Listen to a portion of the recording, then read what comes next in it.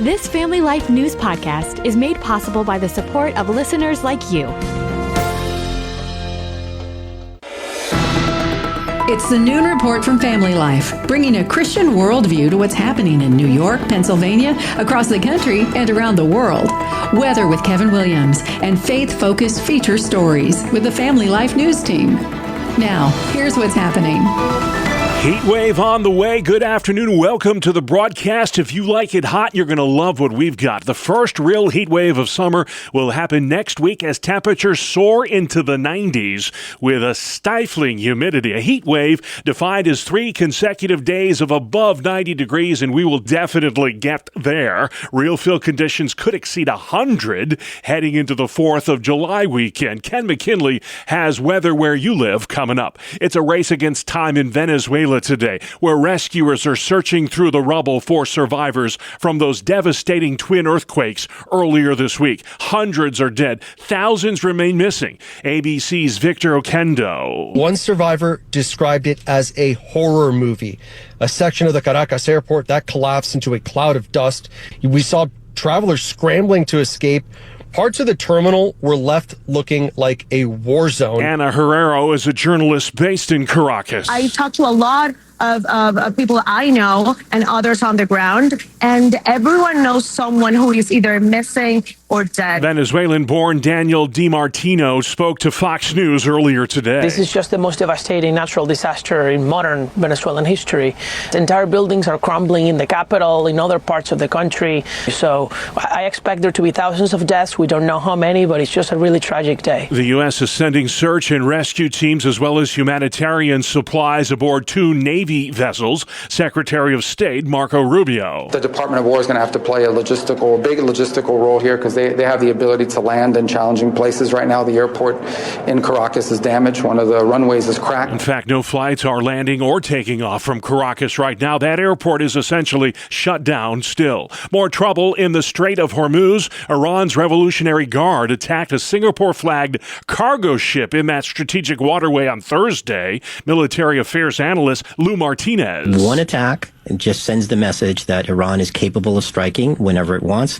We're literally in uncharted territory right now because we don't know how the Trump administration is going to react, whether they want to look the other way or whether they're going to retaliate. Veteran Naval Intelligence Officer Jack Posobiec. Remember, 2 can play this game, and if Iran does not want to stand by their commitment in the MOU, or if they can't control the IRGC, then guess what? The naval blockade can be turned back on immediately. That cargo ship was attacked off the coast of Oman as it was exiting the Strait of Hormuz. President Trump will be at Mount Rushmore next week for Independence Day celebrations. A massive fireworks extravaganza is planned. There will be no fireworks, however, in Utah. Massive wildfires, the reason why. The governor says it's simply not safe for the pyrotechnics. Fireworks bans are also in effect in parts of Wyoming, which is experiencing one of its worst wildfire seasons ever. A brutal heat wave continues to grip Europe.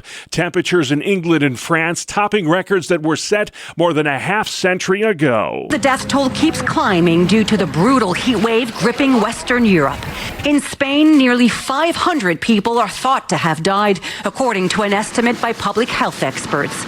In France, at least 55 have now drowned trying to cool off.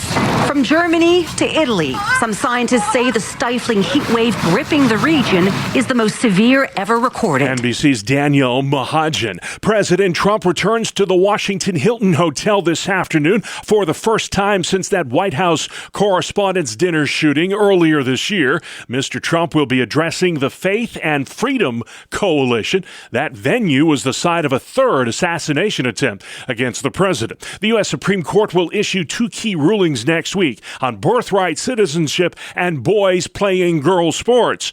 Yesterday, the justices delivered big wins to the Trump White House on the immigration front. Borders are Tom Homan. Nearly 9 out of 10 people who claim asylum, they're not escaping fear and persecution from the homeland. They're coming here for a job. And while they're clogging up the court system, there are thousands of people in this world that really do need our protection. The Supreme Court ruled Thursday the White House can cancel the temporary protected status status of hundreds of thousands of migrants in this country. They must leave or face deportation. Former DHS official Tricia McLaughlin. Temporary protected status, when it was established, was designed to be just that, temporary. It was supposed to be used for extraordinary circumstances like times of war or natural disasters. It was not meant to be de facto amnesty that's used for nearly half a century, which is what we've seen today. Also on Thursday, the Supreme Court said the Trump administration can turn people away who are seeking asylum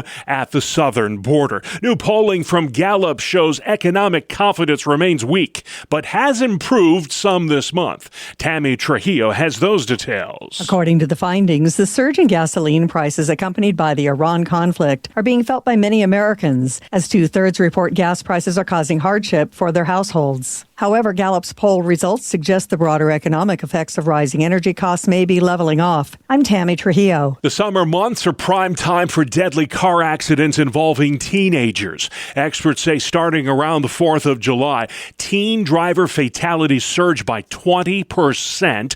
2,100 teens will lose their lives in car accidents from now through Labor Day. Google and the TSA are teaming up on a plan that would allow passengers to get screened for flights without actually having to carry a physical ID. ABC's Sam Sweeney. Now with this partnership between TSA and Google, if you have a Google Wallet on an Android phone, you can load your passport into it and then connect it to your airline account. And when you show up to the airport, all you have to do is walk up to the camera, have your picture taken, and you'll be cleared to get on your flight. Today's National Take Your Dog to Work Day, don't you know? Bree Tennis files this report. To celebrate is easy. Clear the dog visit with your office and bring Fido in. But don't expect to get much work done because you'll be playing all day. And you should, because it reduces stress by 11% for dog lovers. But those who don't love the canine see an increase in stress. So remember the leash. And do plan extra outdoor time so you don't spend after hours cleaning up any office accidents. I'm Bree Tennis. All right, thank you, Bree. Still to come on the Noon Report for a Friday. Why pet ownership is down in this country. Record travel for the 4th. And Team USA gets ready for the next round. This is meteorologist Ken McKinley. A fair amount of sunshine as we head through the afternoon. Very pleasant across the region with temperatures pretty well up into the 70s in almost all locations. The weekend looks fairly pleasant for most areas as well. Forecast details are coming your way in about 10 minutes. All right, we'll see you then. Thank you, Ken. The Pennsylvania Turnpike expecting lots of travel for the upcoming Independence Day holiday. The Turnpike Commission says over 6.5 million motorists will use that highway between today and Sunday, July 5th. Peak travel expected tomorrow. A record 72.2 million Americans will travel at least 50 miles from home over the next 9 days. New Siena College poll shows incumbent Democrat Kathy Hochul's opened up a 20-point lead over Nassau County Executive Bruce Blakeman in the race for governor of New York. Back in April, Blakeman led among independent voters, but not anymore. This latest survey shows Governor Hochul with a 5-point lead when it comes to those independently minded voters. New details are emerging today into that harrowing crime scene at an apartment in Mechanicville, New York, north of Albany. Police found 6 victims in the home, all of them dead and all of them from the same family. Mechanicville Police Chief Bill Rabbit says cops recovered evidence inside the apartment to indicate intentional poisoning to include numerous prescription and over-the-counter medications. The chief suggests a grandmother was involved in those deaths, the death of her daughter and 4 grandchildren. The grandmother left behind a handwritten note. A 9-year-old boy has died after drowning at a hotel pool in Pennsylvania's Pocono Mountains. It happened last weekend at the Days Inn by Wyndham in Pocono Township. The investigation is ongoing. Police have identified the fire victims from Monday's arson attack at a motel near Binghamton. A family of 5, including 3 children and a middle-aged woman, died from smoke inhalation at the Knights Inn in Endwell. State Police Captain Lucas Anthony. A total of 6 victims were located deceased within the rubble of the building. 58-year-old Michelle Wolfort was located within her first-floor room. A family of 5 was located on the second story of the building. A 24-year-old man is in custody, charged with 6 counts of manslaughter. He was staying at the motel when the flames broke out. County Executive Jason Garner says dozens were impacted by this fire. Broome County is now focused on helping those who have been displaced by this fire. We are working closely with local municipalities, nonprofit organizations, and community partners to provide emergency shelter, meals, transportation, housing support, and other critical resources. Police recovered a lighter from the crime scene. A second administrator has filed a gender discrimination lawsuit against the Punxsutawney Area School District. Former elementary school principal Susan Nichols says she was subjected to a hostile work environment that forced her to resign. A couple months ago, another female principal at that school district filed a similar lawsuit. 5 Erie County, New York nursing homes are facing fines today for a variety of violations involving patient care. Those facilities in Buffalo, West Seneca, and Springville collectively face fines of over $370,000. Here's WGRZ's Dave McKinley. Violations range from lack of proper care, unsanitary conditions, verbal abuse by staff, failure to protect residents, and failure to deal with known issues in a timely manner. State police in Bradford County searching for answers today after several exotic snakes, not native to Pennsylvania, were found dead and abandoned near Route 14 in Canton. The snakes died from exposure inside their enclosures. Animal shelters across New York struggling with overcrowding, and the lackluster economy is a big reason why. Animal rights activist Vicky Pape says it's a virtual full house at Lollipop Farm in Fairport, where she works. So right now we have almost 100 dogs in our care. Some are in foster home and some are here, but we're getting close to our capacity. Experts say because of the high costs of living, many people simply cannot afford to keep pets any longer. Less than 4 in 10 U.S. households owns a dog today. Oneida County, New York officials are issuing a warning today to residents about an ongoing scam. The sheriff there says con artists are threatening victims with a made-up story about missing jury duty. The scammer tells victims through a text or phone call they must turn themselves in or pay a fine. Do not be fooled. If you get a text or a phone call like this, hang up and call the police. Health officials in Cayuga County, New York, issuing a warning today about harmful algae blooms. 3 blooms have been detected on the water in recent days. They can be dangerous to both pets and people. One of Pennsylvania's most famous railroad attractions is getting an upgrade. Details on that new at noon from Family Life's Brian Query. For the first time in nearly 5 years, the funicular incline at Altoona's Horseshoe Curve is back in full operation following a ribbon-cutting ceremony Thursday. The restored incline gives visitors with mobility challenges easier access to the viewing platform ahead of next month's visit by the world's largest operating steam locomotive, Big Boy 4014. Officials also celebrated the installation of a new 80-foot flagpole and American flag,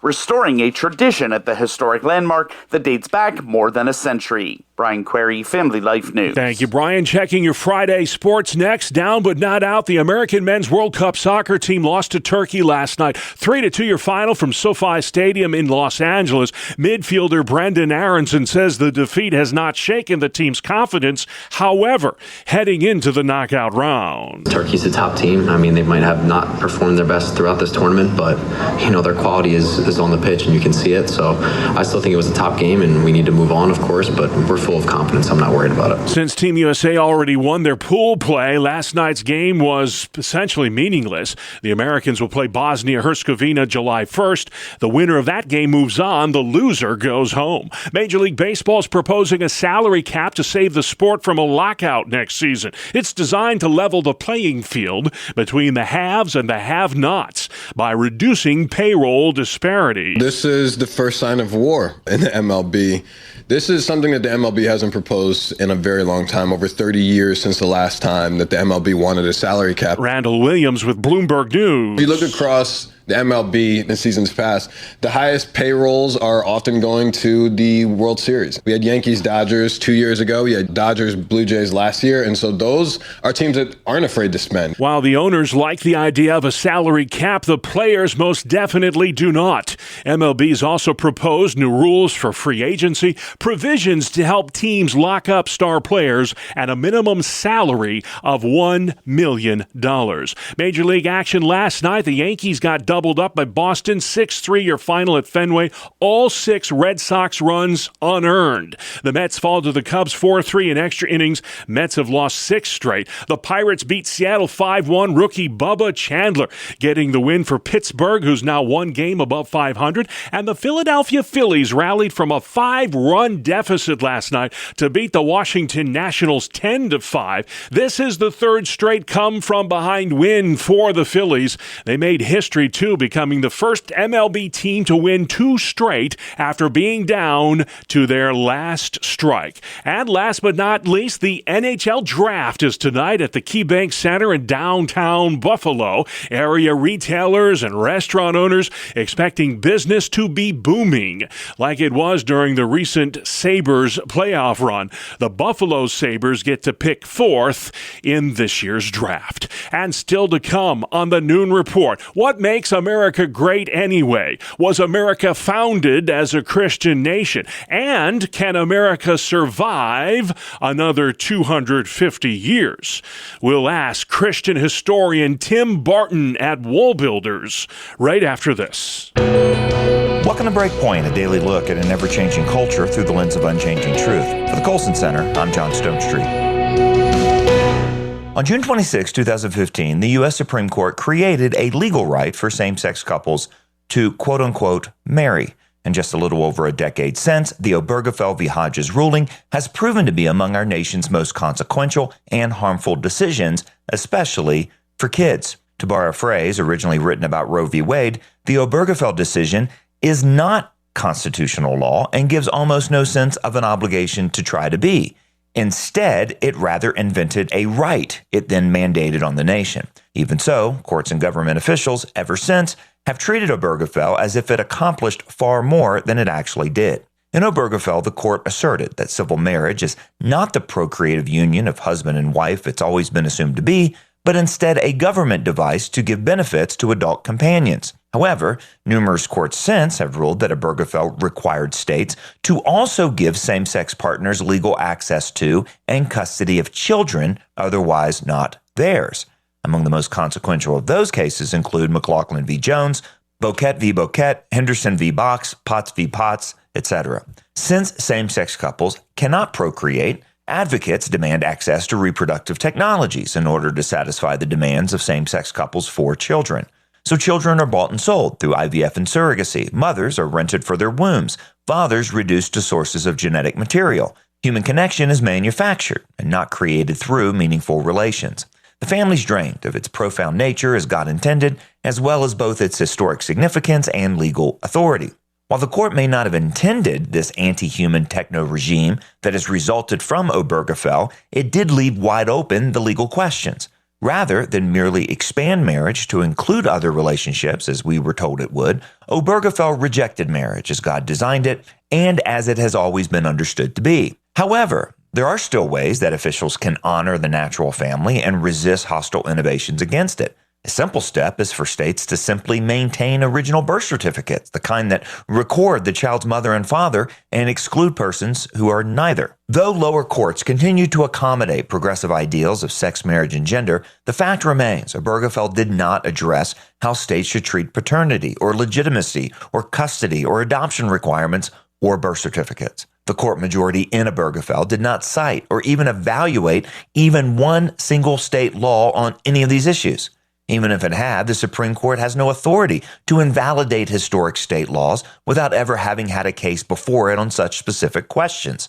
Normally, the court would evaluate each statute and then rule on the case. In other words, Obergefell did not and could not topple historic state laws about the makeup of family that were not presented, briefed, argued, or even identified in the proceedings.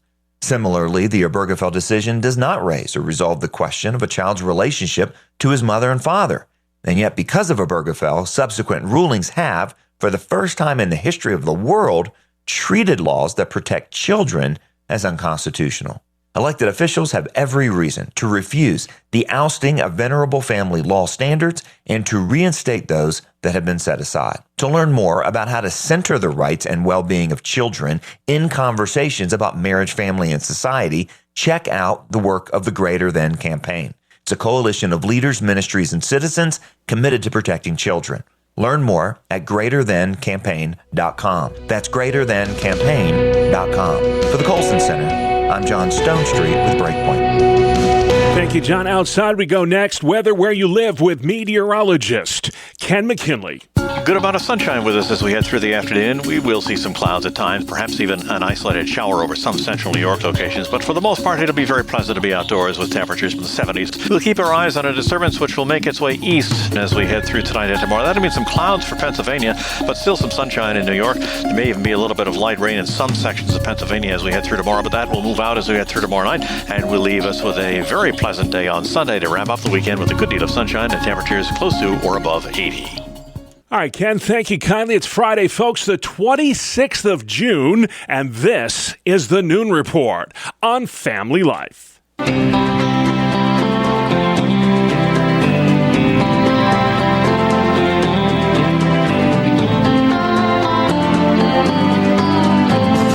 Hi, I'm Bob Price, and this is a Family Life News special report.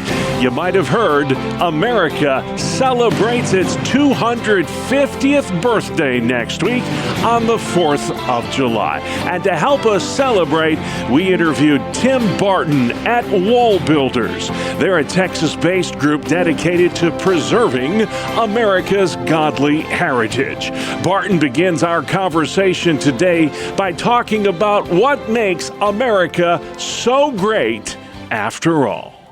Take a listen. We have been the most free, the most stable, prosperous, and benevolent nation in the history of the world. And for the last 250 years, we have actually done some pretty exceptional things. From an objective perspective, America really is a unique and special nation. On top of the fact, most nations don't last 250 years. When we were birthed, it was the era of revolutions and empires were rising and falling. Yeah. And we've had one constitution since 1787. Our constitution is 239 years old. The average length of a constitution in world history is 17 to 19 years. We are the most stable, the most free, the most prosperous of any nation in the history of the world, and we should celebrate it. There's a poll out from the Cato Institute. Probably doesn't surprise you since you do this for a living, but our civics knowledge as a nation leaves a lot to be desired, and that's putting it nicely. A majority of Americans, 53%, do not know why the United States celebrates the 4th of July. Are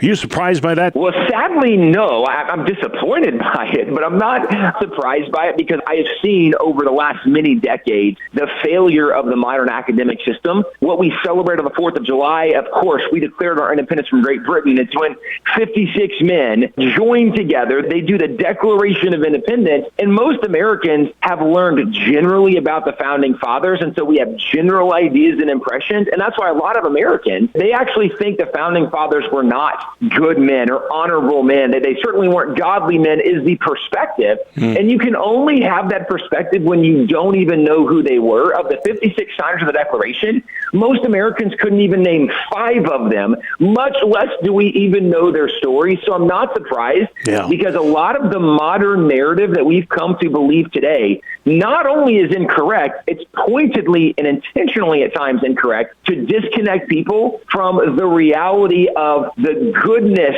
of what God did in this nation and of how many founding fathers openly acknowledged faith, depended on God, so that we could become a nation. Well, you probably get asked this question a million times, make it 1,000,001. Was America founded as a Christian nation, Tim? I think depending on how we define that, because obviously there's always this nuance of what does that mean, but I would say what is very, very clear is the founding fathers overwhelmingly were men that identified as Christian. The number one quoted source in the founders' writings was the Bible. The most significant voices leading up to the revolution, it was actually the pastors. Where did the founding fathers get their idea? It was the pastors. And again, these are things that are historically documented. If you think about logically in America, what is the major event that happens in America before the Revolution, that's the first Great Awakening. Pastors that are leading a revival. The very first time the Founding Fathers ever met was September 6, 1774. The opening motion from the first meeting was that they opened with prayer, and the records of Congress indicate their opening prayer lasted for 2 hours. So when you look objectively big picture, were they people saying, if you're not a Christian, you can't live in America? Well, no, of course not. But these were Christian men who rallied together. And actually, throughout the entire American Revolution, they had every single year, sometimes more than once a year, they called on all 13 colonies to join in days of prayer and fasting to ask for God's intervention, for God's help. George Washington actually at Valley Forge encouraged all the officers to make sure that you are checking yourself spiritually, because as important as it is to be a patriot in these moments, it's far more important that we are Christians in this moment. Correct me if I'm wrong. George Washington was a deist, correct? No, he was not a deist. Okay, because I've heard that that's what he was. So that is one of the modern narratives today. But what I can tell you is there's a very famous painting of George Washington kneeling down in prayer at Valley Forge. Anybody listening right now, you can just pull out your phone, do a basic search.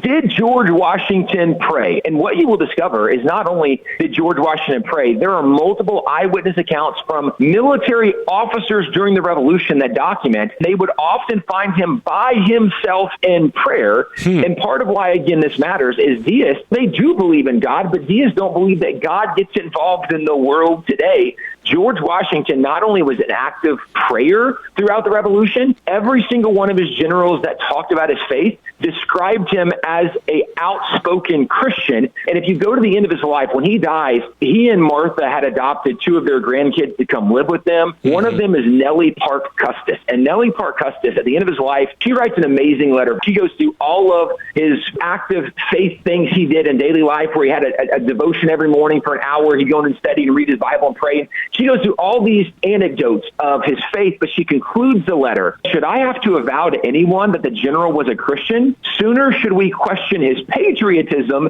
than his Christianity. Wow. And nobody's going to question that George Washington's a patriot. You mentioned up front that there aren't a lot of countries that make it to 250 years. I'm wondering, what's the secret sauce to our staying power as a country? Yeah, I think what has made America unique and different for so long is part of the foundational principles the Founding Fathers outlined in the Declaration. Is they said, we believe fundamentally there's a God, that our rights come from God, and the primary purpose of government is to protect those God-given rights. Most nations of the world, they've had struggles for power and who gets to decide and who makes the rules. And in America, the question of who decides was fundamentally answered by the Founding Fathers, and it's God. In every nation civilization, there's only 2 options. You either have a really big God or you have a really big government. And the bigger your God, the less government you need, because you have a system of morals and a code. And this idea where people say, yeah, but separation of church and state, or we shouldn't have God and government. If there is no God,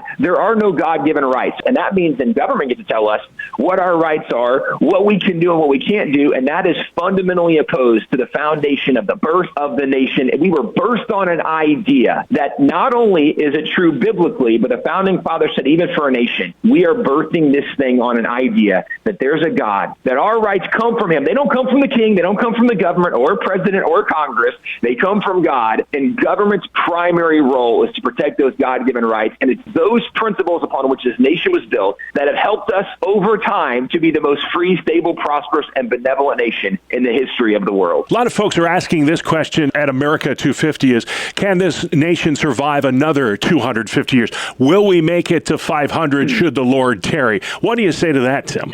Well, I think John Adams answered that question. There's a letter he wrote to a militia in Massachusetts in 1798. It's a great letter. It's only 5 paragraphs. You should look it up. Anybody listening right now, do it. 1798, John Adams' letter to the militia of Massachusetts. But in it, he has this really famous line where he says that our Constitution was made only for a moral and religious people. It's wholly inadequate to the government of any other. The Founding Fathers believed what they were building was giving freedom to the people, but they knew freedom only works if you have a religious and moral people. Because if you give freedom to immoral people, all they do is immoral things, and then it looks like Chicago on a bad weekend, right? That's not a good thing. Yeah. And so what they said is that you have to maintain religion and morality. And actually, they were clear Scripture and many of their writings, they identified that religion was the religion of Jesus Christ, which is Christianity, and morality was derived from the teachings of the Bible. What they're advocating and what they advocated was without Christianity and the Bible, this freedom experiment won't work. And so what I would say is, can we remain? Well, that really depends on if we as Americans can turn back and restore the religious and moral foundation. Because if we do that, then freedom can maintain. But the more secular we become and the more we lose the idea of who decides, who's really in charge, if God's not in charge and we decide to put man and government in charge, ultimately it will continue to erode freedom. So the way we maintain for the next 250 years is we have to once again restore the principles of Christianity, elevate Jesus once again in this nation, in our hearts, our minds, and our lives. And if we restore that foundation, I do believe freedom can remain. That is Tim Barton with Wall Builders. They're a Texas-based organization that's dedicated to preserving America's godly heritage. Join us next Friday, July 3rd, for a special Independence Day edition of the Noon Report, hosted by our own Mark Webster, as we celebrate our nation's 250th birthday. Again, that's next Friday, July 3rd. I'm Bob Price, and this is the Noon Report on Family Life. And I can tell you, Mark's doing an excellent job putting that special feature together for you next week. Can't wait for that. You can download all our Family Life News special reports online anytime. Just go to Apple Podcasts, Spotify, YouTube, and FamilyLife.org. And finally, at noon for a Friday, a missing giraffe is proving difficult to find in the Texas Hill Country. A giraffe named Gracie's been on the lam for 2 weeks now. Online rumors circulated that she'd been corralled, but they turned out to be not true. Fake news there. Gracie got away from the Cedar Hollow Ranch in Texas and made herself scarce amongst the area's sparse population. Unlike most giraffes, Gracie has rounded ears, not pointy ones. As a result of a frostbite injury, the owner of Gracie's offered a $5,000 reward for her safe return. And that's our world, the world we live in. Friday, June 26th. Have a wonderful weekend. I'm Bob Price, Family Life News. You've been listening to the Noon Report, heard weekdays on Family Life. Thank you for listening. Thank you for listening to this Family Life News podcast. If you've been encouraged by what you've heard, please share it with others and click the subscribe button to automatically receive future episodes. Family Life is a listener-supported ministry. Podcasts like this are made possible by your financial partnership. Find out more at familylife.org.